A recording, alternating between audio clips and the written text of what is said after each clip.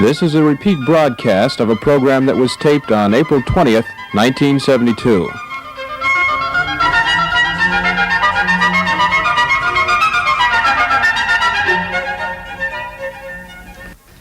Mr. Andreas Papandreou, did I get that wrong? No, it's okay. Sorry. Was an American citizen for a while. He was automatically given citizenship when he served in our armed forces during the Second World War. And in any case, he had attended Harvard University and gone on to do graduate work in economics. In fact, he became a professor of economics and headed the department at the University of California at Berkeley when suddenly he felt the call of Greek politics, ditched it all, and went back to Athens in 1959. A few years later, he was a minister in his father's cabinet and the leading Greek non-communist leftist. But late one night in April 5 years ago, a group of colonels staged a coup, and democratic government once again was terminated in Greece. Mr. Papandreou was kept in prison for about 8 months and then released. He is once again a professor of economics, this time at York University in Toronto. He has written a book about his experiences in Greek politics, Democracy at Gunpoint, and has another book coming out on what he calls creative capitalism.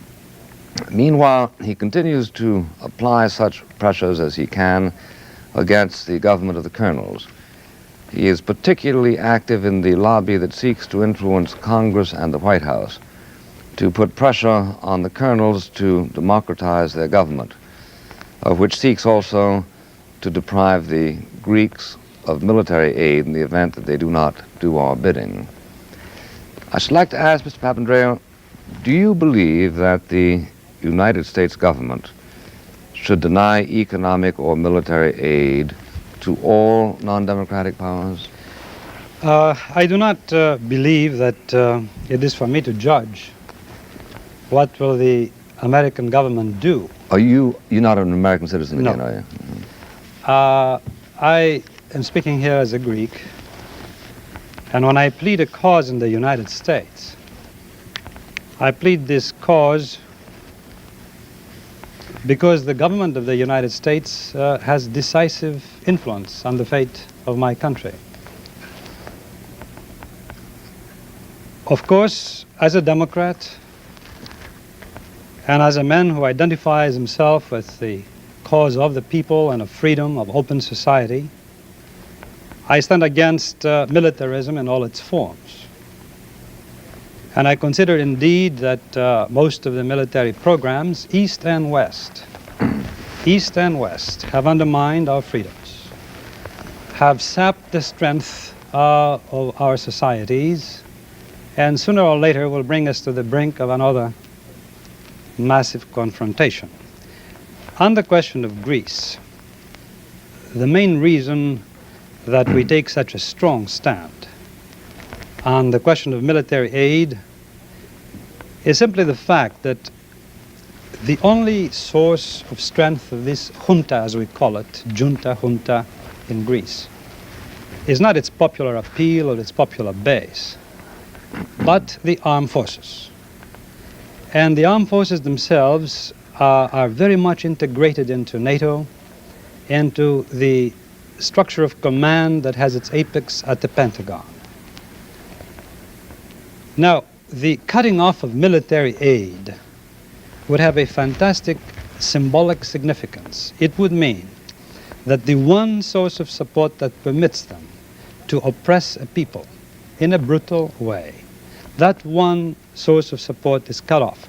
And it would be a signal to the Greek officer corps that the Pentagon and NATO, of which they feel very strongly to be a part, no longer approves of what is happening in Greece. I remember, if I may, off the cuff, say that Robert Kennedy, on the very day that he went to television to announce his candidacy, asked me what would do it in Greece? What single action might do it to topple the colonels? And I said to him, cutting off military aid. And he took that stand publicly, not only privately. And there are, of course, many senators and many congressmen who have taken the same stand. Indeed, Congress as a whole has, were it not for the fact that it has been overruled by the president, this might have come about.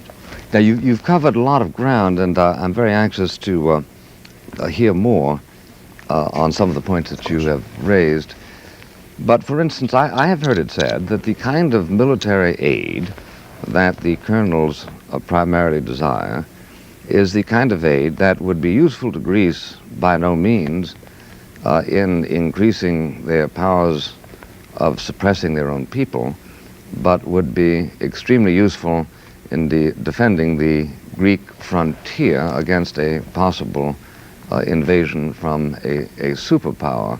As somebody said it, look, it doesn't matter if you have a World War II tank to keep the citizens of Athens in line, but a World War II tank would not stop the kind of modern equipment that the Soviet Union is in a position to advance. Now, how do you handle that particular argument? Well, I shall give you the answer that Secretary of Defense McNamara gave to me when I put the question to him in June of 1964. He made it very clear he did not expect Greece to really be able to hold the line for more than a few days. And that made it also very clear, in case of such a confrontation, that the main burden of the confrontation would be, in such kind of war, would be yours, would fall on the shoulders of the U.S. It is for me inconceivable that the Greek armed forces, 150,000 strong, could do much more than delay for a few days a well-designed attack in the context of a world war. I'm not talking about police actions. How well did you do against the Nazis? Beautifully. Well, why couldn't you do well against the Russians? Well, against the Nazis we held 5 days. You call that beautifully? No, I was talking about the fascists. You see, Nazis and fascists, in my mind, sometimes get a little confused. The fascists, Mussolini's forces, were not only held at bay, but practically thrown into the Ionian Sea. And Hitler had to come down. In fact, delay his whole schedule for attacking the East in order to confront these literally, practically unarmed soldiers. Not very different from Vietnam, by the way. When there is soul in the struggle, the arms may be quite incapable of... Are you suggesting there wouldn't be soul in the struggle against the Soviet Union? I am not suggesting that. I think there would be soul in Greece in the struggle against any occupation force, whether it wears red, blue, green, or white colors. And this is why we are fighting today against what we consider to be a military occupation of Greece, not an internal dictatorship. A military occupation of Greece by NATO and under the general guidance of the Pentagon. Well, but you're not suggesting, are you, that if we were to stop military aid, there wouldn't be enough gunpowder for the junta there to continue to stay in charge? Not at all. No, not at all. You're quite right. Our argument, by the way, you do know an important fact that Greece is a very chosen instrumentality in the Mediterranean for the Pentagon, and that they are now the recipients of 30 Phantoms, highly prized possessions by any ally. But look, I don't think they lack bullets to kill Greeks. So therefore we are talking about... No. Excuse me? No, you're quite right. I mean, I confirm what you say. The act is symbolic. That is to say, it is not in fact those guns that are essential, the additional guns that are essential to hold the situation in hand. It is a deeper question. That is to say, were it the case that the administration, the government of the United States, to say we cut off military aid because this is an oppressive regime, because this would be the grounds, of course, a neo-fascist regime. Should we cut off military aid to Yugoslavia? Well, let me finish my sentence. Yeah. Now let's consider Yugoslavia and how much aid it is getting. Yeah. Were it to do that, your government, it would then say to the Greek officer, the Western alliance does not approve of fascist regimes, of the Portugals, of the Spains, of the Turkeys, of the Irans, and of the Greeces. And in this climate, you officers have to choose between supporting this regime and losing your membership in the alliance of the free world, or really dumping this regime and becoming and staying as members of a truly free world military community. Right. Okay, now let me get into that, but first of all, let me ask you this. When McNamara was talking to you in 1964, did he tell you for how long West Germany would be able to withstand, let's say, blitzkrieg mounted by 95 Soviet divisions? No, sir, naturally not. The only question I was authorized to talk about was Greece. Because I've heard that estimated at 2 or 3 days. Yeah. But don't we agree that notwithstanding our recognition of force majeure, of superior Soviet power, it is also a symbol that NATO seeks in sending tanks, whether to Greece or to Italy or to West Germany, on the basis of which to hold the NATO line, so that even a couple of days might be significant. But really, I don't honestly believe that that is the issue, and I don't believe it because the Soviet Union and the United States in Europe proper have made a accommodation which has been more or less confirmed now and consolidated by the Ostpolitik of Chancellor Brandt. Actually, there is a freeze in Europe. Greece is becoming an American outpost. There are 13 military establishments now. Piraeus, the port facility, has been extended now to the 6th Fleet. The main reason for this is the Middle East and the Eastern Mediterranean. There is oil in the Middle East. There is the Arab-Israeli conflict. And it is essential for the United States military to have a staging base from which to operate. And while this can be maybe said to be very good short-run, hard-headed military technocratic thinking, one can really ask the question about the long run, the kind of long run that you are facing in the Vietnams of the world. Well, now, you speak as a Greek, and I have to. Of course, and I can perfectly well understand your desire in behalf of Greece to influence the policies of the Western world in such a way as uniquely to enhance the best interests of Greece. However, two sub-questions. I, of course, need to question you as an American, of course. And there are an awful lot of Greeks who do not share your particular enthusiasm for doing this, and who are very much puzzled in the light of your stated preferences for democratic government, that you should pool your resources with Brulakis, a communist, and make common cause with him to try to restore order to a country that was very nearly done under by communist subversion over a period of 4 bloody years after the Second World War. Now, is this easy to understand on purely tactical grounds? It's very easy to understand. First of all, in terms of the facts, I think it's important to mention that the agreement is an agreement of year 1968 summer, and that agreement relates not to two political parties. These distinctions are hard to understand in a society which is not experiencing, of course, dictatorship, suppression of parliamentary procedures and democratic freedoms. This is not an agreement between two parties. It is an agreement between two resistance organizations, which have nothing to do with party politics. The agreement is tactical to the extent that it is viable and valid today. This is not too important a question. It is an agreement as to the manner in which we shall actively combat in Greece the occupation force as we see it. To us, it doesn't differ much from the presence of the Nazis in Greece. Memories are the same. Of course, it's true we don't have mass executions, but we have tortures on mass scale, and we've had imprisonments and the complete death of all kinds of personal freedom and human dignity. Mr. Sulzberger says there are 100 political figures in prison. Is that an under-exaggeration? Mr. Sulzberger is a specialist in this. Actually, taking not my figures, because my figures could be biased, and you know, I'm a partisan. I have a cause. I believe in my country, and I shall fight for it. But taking the numbers of Ronald Steele, say, in the New York Review of Books, there were 30,000 Greeks that had been in jail at the end of the first year of the coup. How many before the coup? Well, it depends what years we're looking at. Well, the year before.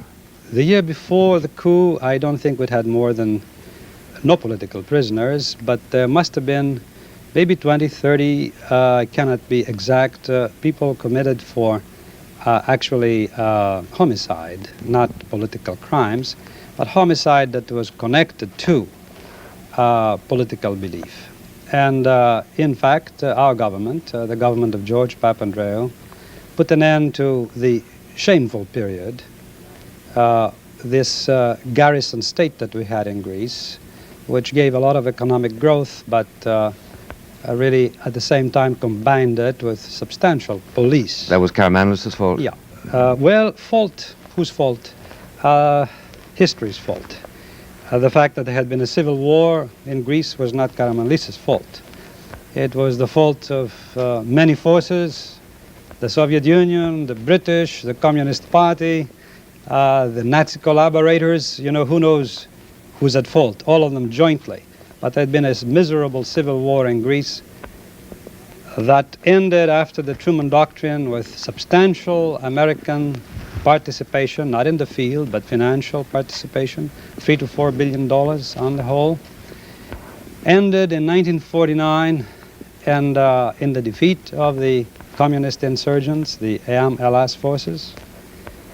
And during the next decade, 14, 15 years, we had in Greece something of a garrison state. Democracy, yes. The parliament always functioned, by the way.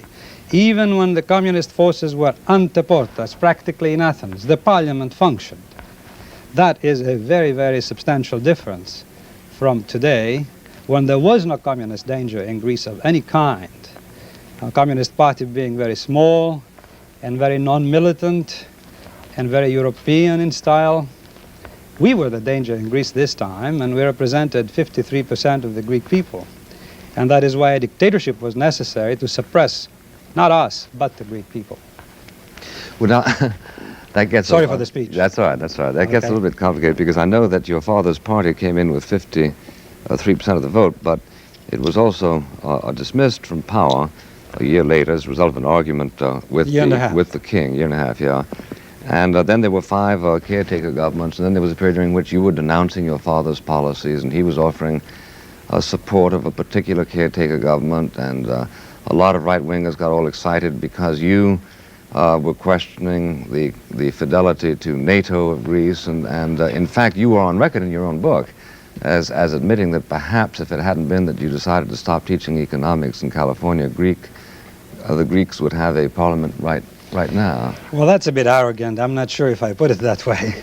I'm not sure I'm that important. But let me say this. You've said many things, and some of them are valid and some of them are not quite, not intentionally. I never, during the period of my political life in Greece, had stated that Greece ought to be pulled out of NATO or that NATO should leave Greece. Mm-hmm. What I did say was that Greece belonged to the Greeks, that Greece was an ally but not a satellite. We didn't want to be Washington's Bulgaria or even Czechoslovakia. And who did want that? Well, I'm afraid your generals did. Well, let's assume American. What Greek politicians wanted that? Oh, I'm also afraid that I'm not prepared to name names, but I would say that, well, I shall give one example that I won't mention the name because I respect today everyone who's fighting this regime. But there has been a prime minister in the history of Greece who, when General Van Fleet stepped down in the airport of Ellinikon, turned his hand and showed the Greek troops, and he said, "General, here are your troops." I would never have shown the Greek troops to any general of a foreign nation, allied or not, and say to him, "Here are your troops." Thieu will do this. That's just a form of hospitality, but isn't not, it? well, not the kind that I would buy. After all, Eisenhower managed the movement of a lot of Greek and French. He did, by And, common consent. Well, yes. And he did not But- think of a French officer as being an American officer. No, but he was simply given Van Fleet was given the job of heading up the counter insurgency Yes. movement and simply did rather well. He also left. Well, you understand, I'm aware that my you're- point is a moral point. It's well, a moral point. It's once again, it's a symbolic point, isn't it? But life is, what is life but a series of symbols? Really, in the end, what are we about? For bread alone? No, not I don't worth living. think so. I don't think so. But I do think that it is probably instructive, isn't it, to dwell for a moment on the rather distinctive difficulties of Greece during this century. But You've had 8 military coups d'etats in 50 years. Yes. You've had an average change of government every year. You've had 2 civil wars. And under the circumstances, a lot of people seem to me to be rather resigned about the Greek experience, because what they're saying to themselves is, well, hell, Greece can't have democracy any more than Spain apparently could, or Portugal.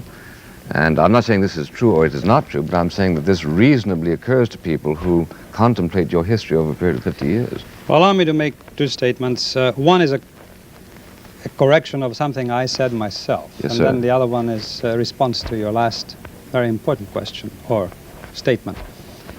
I like to be perfectly honest, and I would like to say that while my positions at the time were the ones that I have stated to you, following 5 years of bitter experience, when we have seen the West in the context of the NATO alliance, which was presumably established to defend self-determination, integrity, and democratic institutions, that's the preamble of NATO. When we see that this very organization has become the instrument of oppression in Greece, under the guidance of your Pentagon. But you haven't made that plain. Allow me to complete this, because you want me to answer properly your Yes, question. absolutely. And now Yeah. I shall. Yeah, and dwell on the instrument of oppression. Why not? It is. And I think, of course, we should, well. But I won't repeat it too often, Sure. because time is valuable. But not only in Greece, in Portugal, in Spain, in Turkey, in Iran, and I'm talking about my part of the world, I'm leaving Brazil out of the way. Now, under those circumstances, when most of Southern Europe is practically neo-fascist, when Italy may soon be, General Vernon Walters is moving up to the 2nd position in the CIA, while General Walters in 1961 November in Italy, in a staff meeting of the US Embassy, said that if the socialists were to come close to power in Italy, the American troops in Italy and from Germany should occupy Italy. Well, the socialists did come to And power. this I make a statement. No, but Mr. Walters was no longer in Italy. And you think he would have brought the troops? As a matter of fact, I think it would be very worthwhile for Congress to ask Mr. Walters today whether indeed he has repeated the statement now. I mean, very, very important for Congress to find out what General Walters thinks about Italy today, and whether indeed in Italy a new putsch is not underway. Managed by the CIA? Managed, well, you know, I get a bit lost because, for instance, there is a man in Greece who played a very important role, Mr. Norbert Anschutz. He was the chargé d'affaires. Actually, I knew him very well, and I thought of him as a chargé d'affaires. Now it turns out that he was a colonel in the US Army, that's Pentagon. It turns out he's officially a top CIA agent. And now he turns out to be the manager of the First National Bank in Beirut. So you ask me, is it the Pentagon? Is it the First National Bank? Is it the CIA? I just don't know. Do you question the wisdom of our maintaining a central intelligence agency? Not at all, sir, I do not, but I don't want it to manage my affairs. Yeah, well, no, I I don't. want it to manage yours if you choose it, Yeah, yeah. but not mine. Well, now, are you not, are you suggesting that Colonel Papadopoulos is an instrument of the CIA? Oh, but you see, I happen to know this because it was my very bad luck that I became Minister of State and I was in charge of Greek intelligence. And I discovered, to my very great surprise, two things. Well, one thing, namely that the Greek CIA, which, that is KEEP, KYP is the acronym, was both fiscally and administratively an appendage of your CIA, not surprising because it was built after the Civil War by the Office of Strategic Services, which preceded the CIA. But the thing that, in fact, you know, that's why we couldn't stop them tapping our telephones, which we tried. You know, I couldn't do that. But the thing that surprised me, not surprised me, but the thing that I found out then, which had no significance to me then, any kind of significance, it does now, is that Papadopoulos was the official liaison between the US CIA and the Greek KEEP. And what we say in Greece now is that this is the first known CIA agent to become a prime minister of a European country. This is what we say. Well, I think it seems to be going a little bit far to say that someone who was in charge of intelligence in a country which, God knows, needed an intelligence after the kind of civil war you went through, ended up simply being an agent of the CIA. Mr. Well, he happened to be. Mr. Papadopoulos is primarily condemned, in my experience with him, as being very provincial, being very being very narrow-minded, being exclusively concerned for his own country, and being a very unreliable ally, in the sense that he would play with the Soviet Union even if necessary. He never would. To establish... No, he never would. That is a little caramel that is distributed by the Pentagon to get funds for him. But the thing that also he was, and this is something that has been revealed in Congress, I did not know it for a fact myself, is that he was an agent of the SS during the Nazi occupation in Greece. And I think it is a rather important thing. 9 members of the Greek junta were in the SS, and this is not my information. It is information produced in Washington for Washington's use. I think probably, since I'm not in a position to deny this or confirm it. No, sure, I think sure. I probably owe it to viewers here to say that that your reliability has been questioned by some reviewers of your book who are not agents of the CIA, for instance, in the New York Times. And I don't intend anything personal by this, but they say that you are a very passionate man, and as the New York Times man said, oblivious of the fact that opposition accounts could be similarly plausible and persuasive. Or as another reviewer for Bookworld said, your book merely confirms that what in fact the Greek politics has demonstrated, namely a strong disinclination to admit that there are other viewpoints, other interests, other truths than your own. Well, you see, of course, I'm not going to judge myself. This is an impossibility. Yeah, it's awfully easy to say about Papadopoulos. But you see, I didn't make a judgment. No, I made a statement of fact. Something that you can confirm or disconfirm, and I stand to be corrected. I'm saying that your own Congress has evidence, and your State Department, and it is official and hard information, that he was in the SS during the Nazi occupation. And I say this as a statement of fact, not of belief. Now, if this is wrong, then I'm not wrong, but those have printed it in black and white, you know. And how long have you known this? Have you had this about data? a month and a half to 2 months. I did not know it before. Now, what about the charge that's been leveled about you, since we're exchanging charge, that you were... No, I'm not exchanging charges. I'm stating facts. You know, you're stating something that you've heard. Yeah. Presumably. Well, no, something that you can find out, too. Not hearsay. This is documentary evidence available on the Capitol Hill. I mean, you know, this is not hearsay. Yeah, well, this is, of course, the way facts are always presented. It's been said... well, I'm sorry, I wasn't told that I should bring documents here. No, that's all right. That's perfectly all right. We've had a lot of facts of this kind. 10 years ago, Life magazine published a charge that Stalin had been a member of the Okhrana. And for all I know, it was true. I don't think it greatly influenced Stalin towards pro-Tsarism.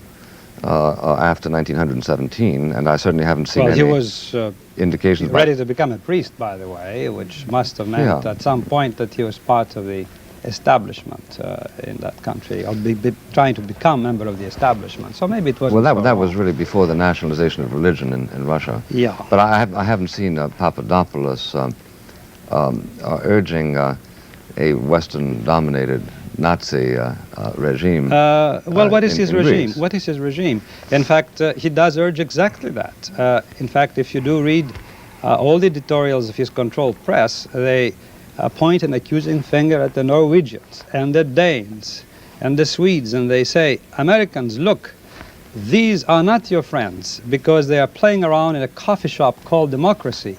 What you need is law and order and responsibility and honest, loyal membership in NATO for the defense of the free world with concentration camps and torture chambers and prisons and whatnot.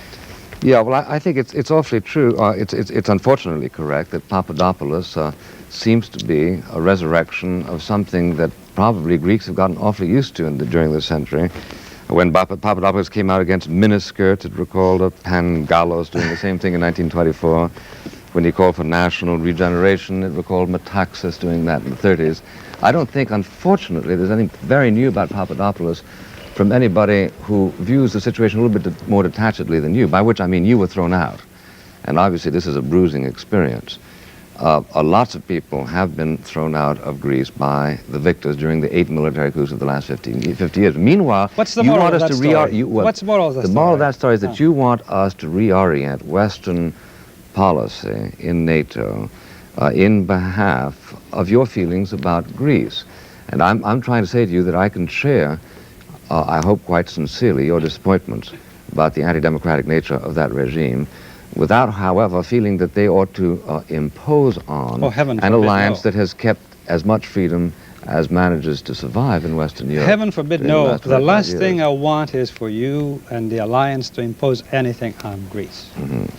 The most I want, the thing we all wish now in Greece, is that we be left alone to run our own home. We have lots of business in Greece. Yeah, but allow me to finish, sure. You see, unless you... No, go ahead. Okay. We have much social reform to carry out in Greece.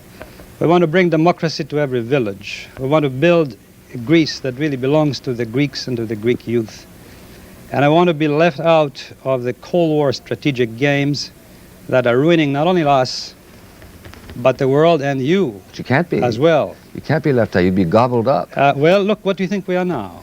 Well, we are gobbled up by the Pentagon right now. I think if I may say so, that's a superstition. If you're superstition. Absolute superstition. Let me give you some facts, sir. Okay. W.W. Rostow, February 1967, Subcommittee of the Security Council of the United States. Review of the Greek situation. Conclusion. The Center Union and Papandreou's will win in May 67. Oh, everybody agrees. That sure. being Everybody against the interests of the United States, proceeds Mr. Rostow. Therefore, necessary to move toward a dictatorial solution in Greece. Source, because you like sources.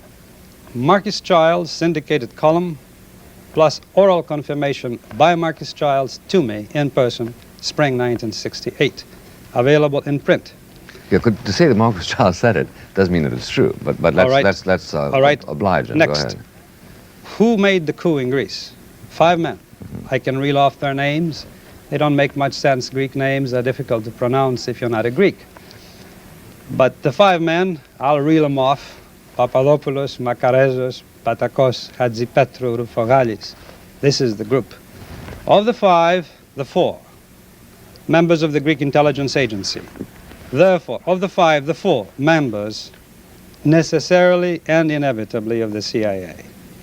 The coup was a CIA coup, and it was a Pentagon-supported coup. We hope that by next fall, an army officer who has escaped the junta to which he belonged, we hope, I say, will be secure enough abroad to be able to give testimony to personal participation in Greek uniform of CIA personnel, as in Cambodia and as in Laos. By the way, it might be of interest to you that the officers who overthrew Sihanouk in Cambodia were trained in Greece by Papadopoulos. Just as you may be interested to know that the Italian neo-fascists, the MSE in Italy, is getting today its guidance by the junta. And there is now documentary evidence of this in Italy. The famous general who tried the coup a little while back, not general, but prince, in fact, Borghese, is now in Corfu, working very closely with the Greek junta and preparing the next few moves in Italy. So we're talking about a pattern here. Mr. Papandreou, I wish that the CIA were one half as powerful as you depict it as being. We would have much less difficulty throughout the world. I do know that Papadopoulos was investigated as far back as 1958 because it was suspected that he was involved in a coup. I also know that there are coups in Greece before CIA was invented. Yes, it's the ordinary thing in Greece, not the extraordinary thing. Oh, no. They've been going on in Latin America for 150 years before we discovered the existence of Latin America. Allow me to disagree with you. We can disagree, can't we? Sure. Are you suggesting that the present Brazilian dictatorship, for instance, is independent of the policies pursued by the Pentagon and the CIA? Of course I do. Are you suggesting that It's the IT&T, for instance, would not have been involved with the CIA in the overthrow of Allende? Yes or no? Mr. Papandreou, if you think this is a dilemma, you have something No, I want coming. your answer. It's obviously true that there are identities of interest throughout the world. Here, you're about to participate in a great big rally in New York in which you urge action in behalf of policies that you desire. Now, there's no reason in the world why other people don't, and in fact they do, urge action in behalf of policies that they desire. This I understand. But the hobgoblinization of international politics on grounds of the old canal that the CIA runs everything is unfortunately an undeserved tribute to CIA. If they could keep us out of that trouble, we wouldn't have had things like the Vietnam War to worry well, about. they got you there, but they miscalculated. Yeah, you see, that this is also sort of a mortal. Birchite notion in which CIA is the villain rather than the No, relevant it is not. communist. I don't believe really CIA is the villain. CIA is the instrument. Yeah. You have to look much deeper for the villain. Well, maybe the villain is the 20th century superstition that democracy is the natural thing. The people talk about Greece being the cradle of democracy. There's been very little democracy in Greece, isn't that true? Let me ask you a question. Plato's democracy was based on Are you slaves. prepared to lose your freedoms here, Mr.? No, I'm prepared to... Are you prepared to lose them? to indulge a military-industrial complex in order to maintain our freedoms. Yeah, and are you prepared, however, are you prepared yourself to see any reduction of your freedoms in this country? Suppose that there is some group that calls for it. What would your stand be? I'd really be interested. I'd ask them what they're talking about.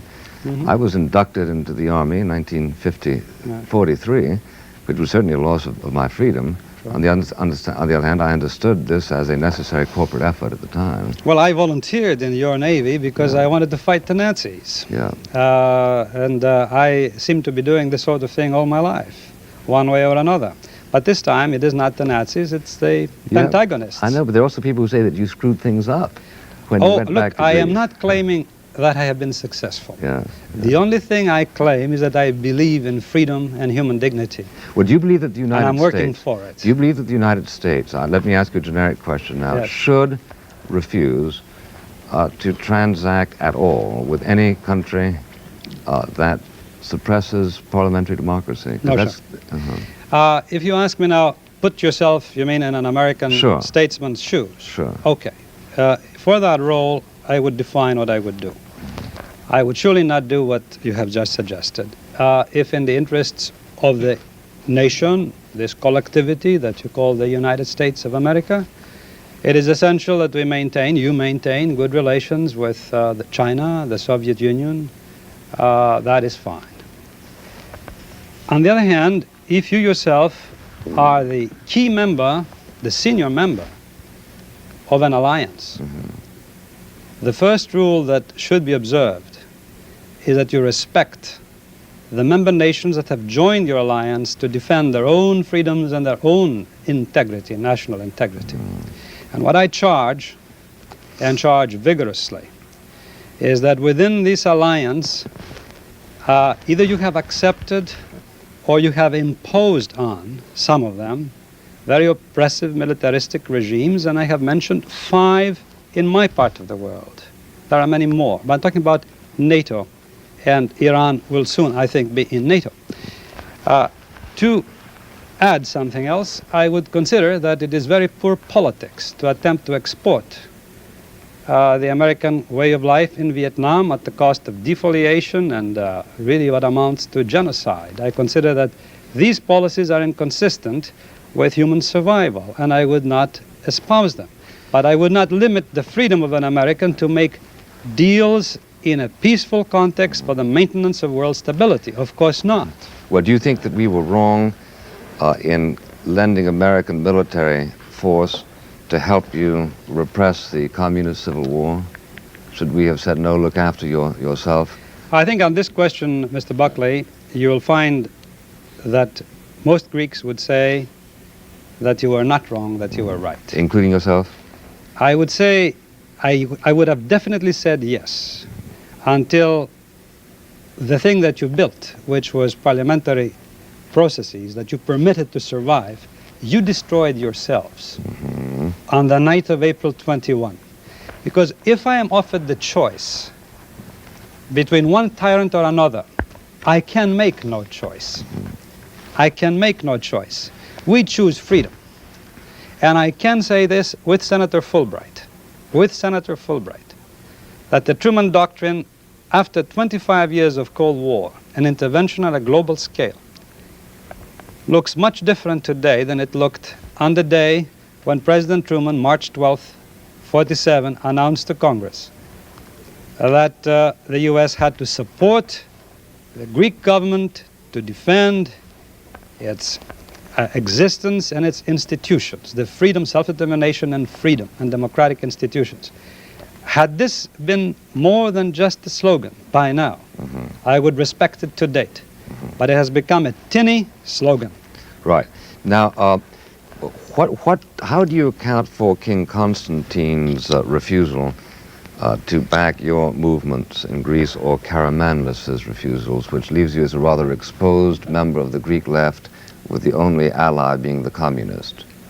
Well, I am not sure that even the communists are allies, but you see, I do not consider that looking at the leadership and saying, you know, who's collaborating with whom, that this really tells much of a story. The important thing is what's happening to the Greek people. Where do the Greek people, the anonymous Greek people, the farmers, the workers, the youth, where do they stand? And I say to you... Well, when the king asked them to rise up against the colonels, not one of them did. Not surprising. I wouldn't have either. Why? Because the king, you see, prepared a coup himself, and everybody knew that. So why choose king's coup versus colonel's coup, you know? Well, is the king a CIA agent also? No, he is not. Well, wouldn't that be better to have a non-CIA coup? It doesn't mean that the king doesn't lend a very friendly ear, but what I meant to say, he was not an agent in the technical sense, which Papadopoulos is. I don't know why I should prefer a non-CIA dictatorship to a CIA dictatorship. They're all the same. The only thing I'm arguing is that this did happen to be instigated by the CIA. But you have in the book that when you were taken to prison, the king argued very strongly against your being executed. But you say that the person who really kept you from being executed was Lyndon Johnson, and you quote him as saying, "I just told those Greek bastards to lay off that son of a bitch, whatever his name is." Now, this is what Galbraith told me Johnson said. Now, yes. did you imply by that Lyndon Johnson controlled the movements of the colonels, or that it was just his prestige? Oh, no, he controlled. Does he call them Greek bastards, people he controls? Well, I suspect that knowing the quality of the people they are, probably he would, in private. I see. But he can use them. Yes. You know, you can use a gang to do your job, but you don't have to respect them for it. So there's a sense in which you owe your life to the fact that it was CIA agents who did the coup. By the way, it could be true. And as a matter of fact, trying to be as proper as I can, after I got out of jail, I went to see Philip Talbot. And I asked Philip Talbot to convey to President Johnson, with whom I disagree profoundly, on the Greek issue and many others, to convey to him my personal thanks Right. for the fact that he really did save my life. Actually, the people I owe it to, as the American economics profession and other, the American Economic Association, united and without one abstention, went to the president. I mean, communicated the president, Paul Samuelson, Galbraith, Walter Heller, and so forth. And so morally they are the ones I am thanking, but in fact, were it not for Johnson's intervention, I wouldn't be here on your show today. Or King Constantine. Well, I don't know what his power was at the time. Mr. Bellows. I'd like to ask a question as a Greek. You are very anti-monarchist. Why is it so? For one thing, Mr. Bellows, for the reason that I just gave, that on May 13th, 67, King Constantine was planning a coup himself. He was beaten to the punch by the colonels. And I have no reason to believe that his coup would have been any softer or less repressive. That would be reason enough for me. But more importantly, and I shall even forget the errors of the past, I shall say that one of the things that has condemned King Constantinos to the Greek people is that he has been silent since the day that he got out of Greece. He draws a salary from the colonels. He does not say that he is with them or against them. He allows some people to think that he's against them and others that he is with them. He is living off their budget. Yeah, but you were against the king way before the coup happened. Oh, yes. Well, don't you think that the king is a very stable influence to Greek politics? Well, how stable is he? Did you see what happened with his presence? Well, isn't it because of the Aspida affair that July 65 happened? Well, would you tell us about it? Because Why don't you tell us about it? Well, I'd like to know There are what you several mean versions. by the Aspida affair. Well, I'd like you because you were there. Why don't you tell me about it? You were the Well- prime investigator of the affair. I mean, you were the main action of the affair. Why don't you tell me about it? Was I the main action? That's what the people say. I don't What know, people? That's what the reports say. Which reports? Before the coup. Which reports? Before the coup. Yeah, but They, which reports, not when. I'll Let's- tell you who said it. Okay, let's get down to facts. I don't actually... Isn't it the army that said the report? Isn't it some part of the... Well, I can make it easier for you. I was charged on the 10th of May. The coup was April 21. Right. And on the 10th of May, I was taken over to a criminal prison and put in solitary confinement for 8 months, awaiting trial for what they call high treason. Right.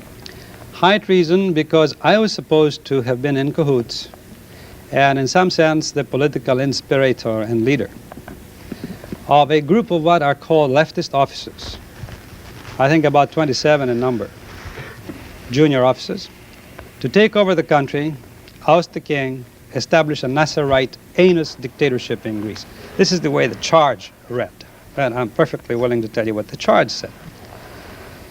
And I waited quite eagerly for the day that this trial would take place. We all did. The basis of this accusation was beyond the kind of hearsay that is quite standard under dictatorial regimes. The personal depositions of two people whose name, well, one of them was called Vachliotis, it does not matter, who had said that they had heard me say. And this was where the whole case rested.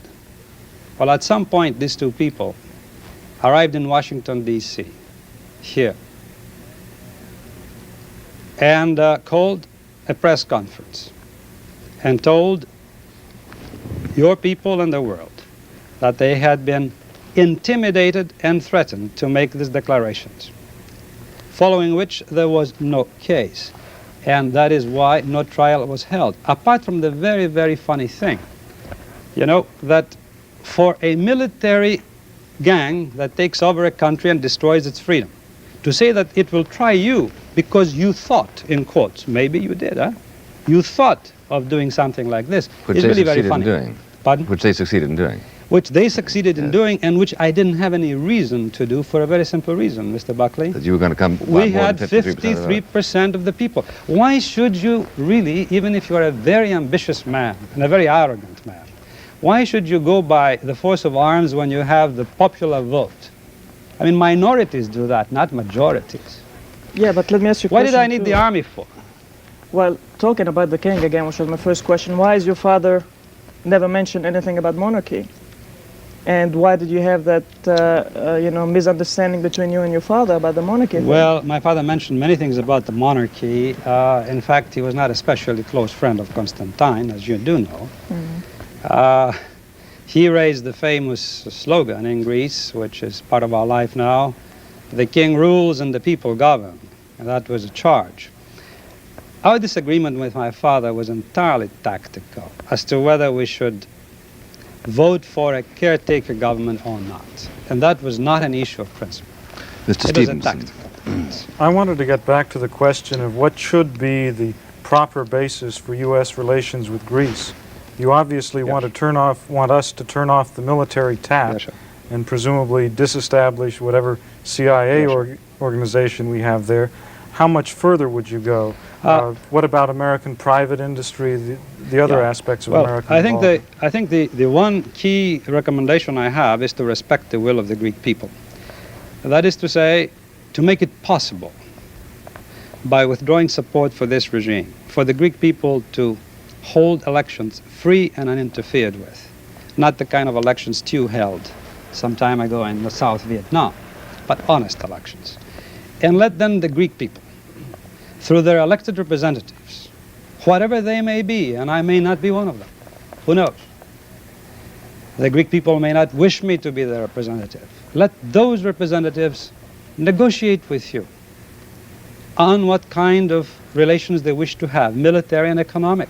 But the with you. sequence of events is simply turn off the military tap. That will bring about elections which will somehow Not necessarily. reflect the will I of the cannot give you people. the scenario. I wish I knew enough to be able to give you the scenario. As my father used to say, entrance to this arena of a dictatorship is very easy. The ticket is easy to buy. Exit is very difficult. And I do not think it is easy to get out of the mess. And all I say that the U.S. can do now is disengage itself and let the Greeks take care of their problems. I don't ask that you supervise any transition period. I don't even want that kind of patronizing. I will wish that you would cut off relations with this regime that is a shame to European traditions and life, as the Council of Europe has established, by ousting the Greek junta from its ranks, and that you leave us alone to find our way. And then you deal on equal terms, moral equal terms, with the elected representatives of that people. That's what I am recommending. Is it difficult to buy that? Mr. Hackett. Mr. Papandreou, last year in a statement that you sent to one of your political groups at the Vienna meeting in November, I believe, Right, sir. you wrote, in describing the political situation as you saw it after the junta, Greece will be a neutral country with respect to Cold War blocs, socialist, not simply socialist democratic, a democracy in the context of a socialist community which surpasses the petrified parliamentary type. If that's a It's point not of a best translation. if that's a point of agreement yeah. between you and Mr. Buckley, that you both seem to look back with some doubts about Greece's parliamentary past, what do you see in a post-junta? Very good question. You see, that phrase does not imply that I am against parliamentary government. It does imply that I consider it inadequate by itself. Specifically, that was a very short letter, and the time now is short. I also believe in very substantial regionalization of Greece, 11 regions. And I believe there should be substantial autonomy in social and economic policy and direct participation of the people of the region in the decisions that concern them. I want to decentralize decision-making in Greece.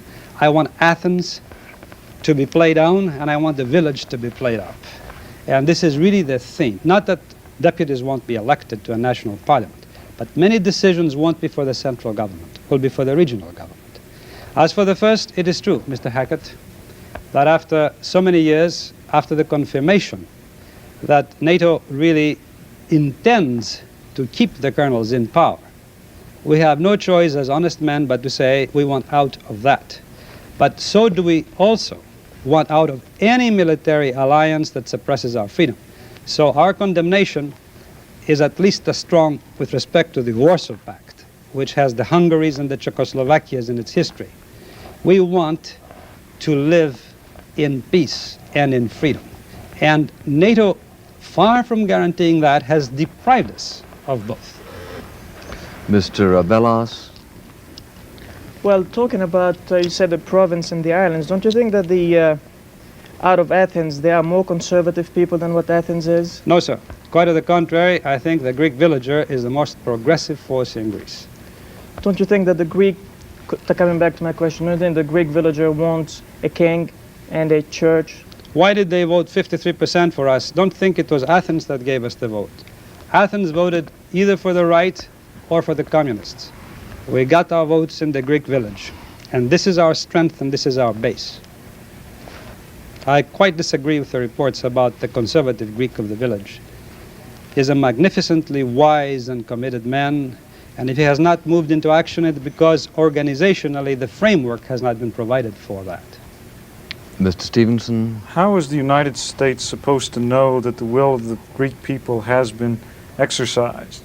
I mean, in a lot of countries, the way elections are held can be controlled, perhaps even in the past, because of the involvement of outside powers. Well, elections have been rigged somewhat. quite true. How do we know? Quite true. And I would not even wish to put the burden on the United States to supervise these elections, because that already gives it too much influence on what happens in Greece. Should it be on any other non-Greek I would prefer a United Nations Commission. You would? A United Nations Commission to supervise elections in Greece. And I would like them to be supervised, and I suppose that if a United Nations Commission were to do that, you would be willing to accept its findings or not. Well, would you get members of the United Nations that were practiced in democracy?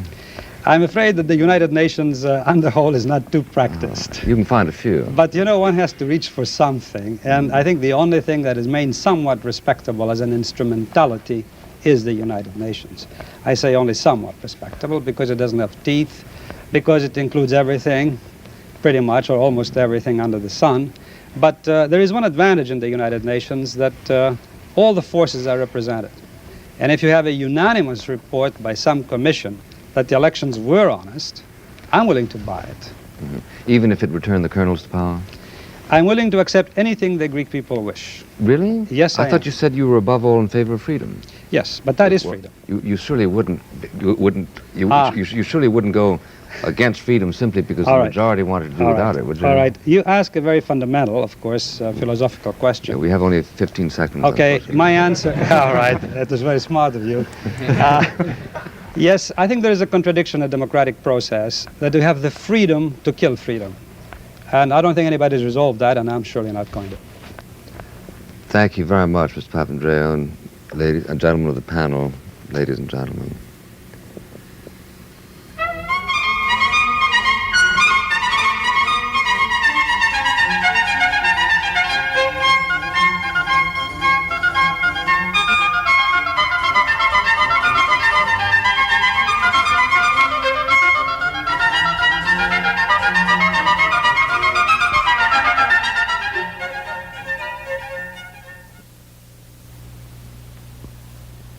For a printed copy of this program, send 25 cents to Firing Line, Post Office Box 5966, Columbia, South Carolina 29205. That address again, Firing Line, Post Office Box 5966, Columbia, South Carolina 29205.